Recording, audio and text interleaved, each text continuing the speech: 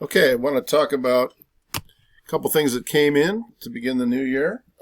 Giant size Normal Man omnibus from Image Comics Shadow Line and distributed by Simon and Schuster or somebody, Street and Smith, Smith and Wesson, one of those. And Big Bang Comics, and I happen to be connected to both of these projects in a tangential way. So let's start with Normal Man. Now, when I was working on Megaton Man #1 back in 1983, my roommate, Mike Gonzalo, was a big Cerebus fan. He spotted a house ad for Normal Man, and he said, "Look at this. Oh, no, a Silver Age parody comic has beaten you to the punch." So I was kind of crestfallen by this. But as you can see, Jim Valentino, or Val as we used to call him, really had more of a DC bent. He did some early Marvel parodies, some EC comics, but I think his basic orientation was kind of the checkerboard DC era of comics. But he's doing all kinds of stuff. There's the Journey crossover with Wolverine McAllister. I like that it's in black and white. And Jim has completely remastered, recolored, and relettered the proceedings here. Here's Famous Funnies, kind of a Frazetta tribute. I avoided reading Normal Man because I didn't want to be imitating him or doing what he was doing or be discouraged from doing something similar because he had already done it. But I remember meeting him, and he was attached at the hip with Dave Sim. Here's Cerebus. I met them both at Chicago Comic-Con '85 for the first time. And as I say, he was known as Valentino. What I like about his career, what I've always admired about him, is that he completely reinvented himself as a superhero penciler by changing his style and putting his first name in front of Valentino. So it's Jim Valentino, penciler of Guardians of the Galaxy, and he really cracked the nut that I could never do, which was become a mainstream superstar.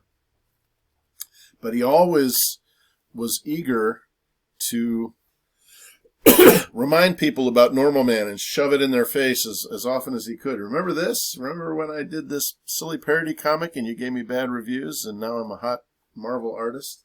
And then when he did Shadowhawk at Image Comics, again, he was like very eager to show people that he remind people of Normal Man. And so we did a Megaton Man, Normal Man team up.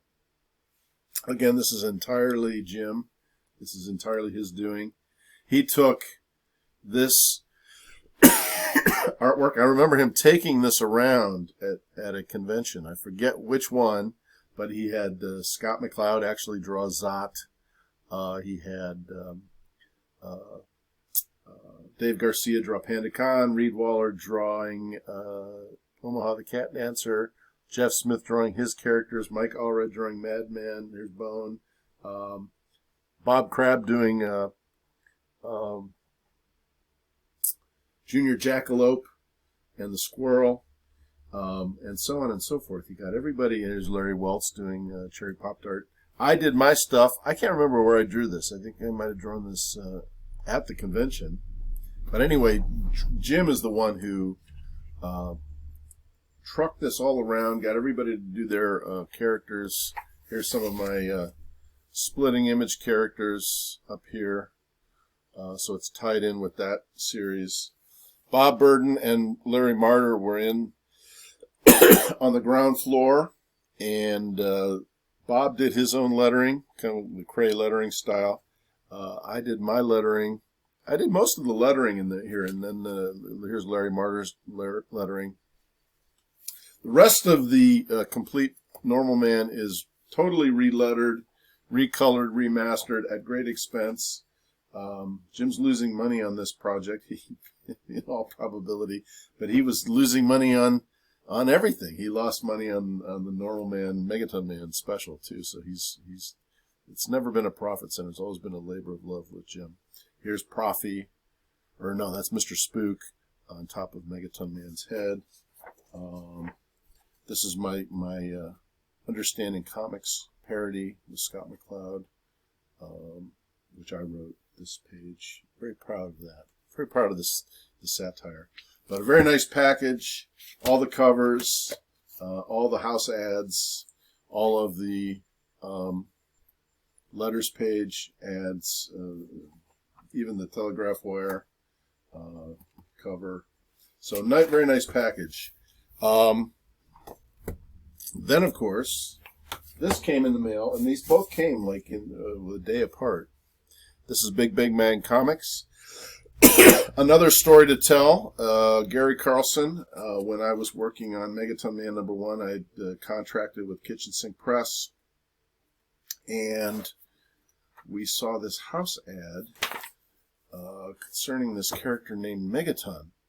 And we were getting set to print Megaton Man, and we go, oh no, the character's already got using the word Megaton. So Dennis wrote to Gary Carlson and said, hey, we're doing this thing called Megaton Man. Do you have a problem with it? And Gary was very nice. In fact, Dennis had apparently given Gary some self-publishing advice early on, and so Gary had no problem with us doing Megaton Man.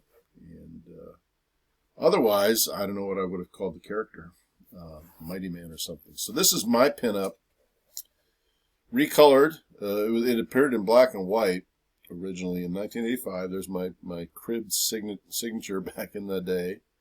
This is colored by Michael Fitzgerald Troy, who's the editor who put this all together.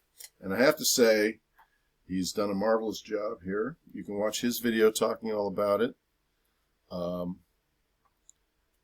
I really, really was surprised that this came together so quickly. Unlike a lot of Kickstarter projects, which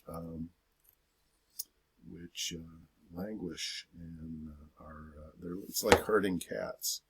Some of the other artists in the series, or in this collection, Kerry Callan, I've never met him, but he did a lovely back cover or alternate cover for the project.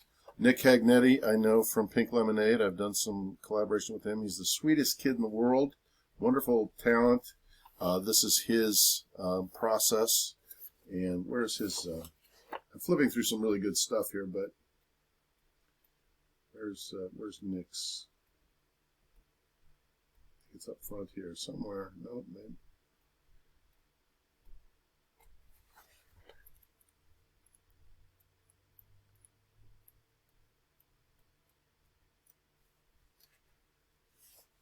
Here's Nick's.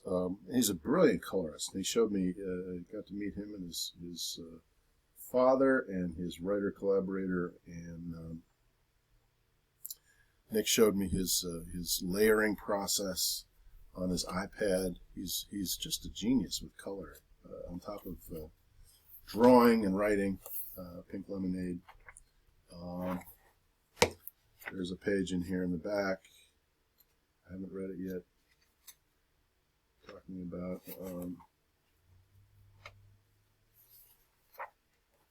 shows the original pinup that I did. Can't find it now. I taped this whole reaction video, and I had to screw up the sound, so I'm doing it again. Did it better the first time.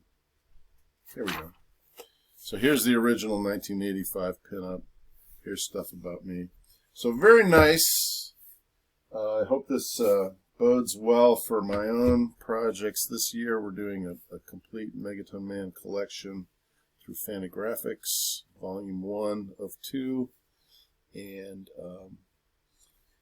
also wanted to mention Chris Ecker. I did some inking on the original Big Bang.